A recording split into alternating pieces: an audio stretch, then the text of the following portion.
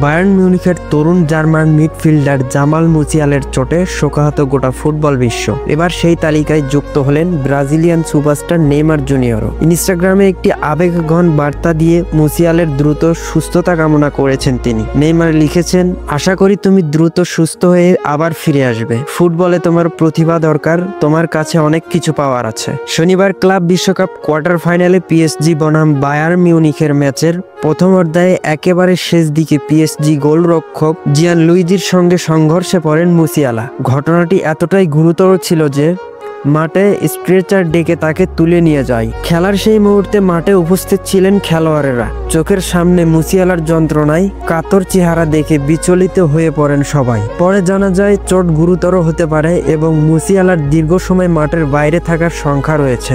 নিজের ক্যারিয়ারের বহুবার গুরুতর ইনজুরিতে পড়েছেন নেইমার, তাই মুসিয়ালার মতো তরুণ প্রতিভার জন্য তার এই দুশ্চিন্তা হতেই পারে।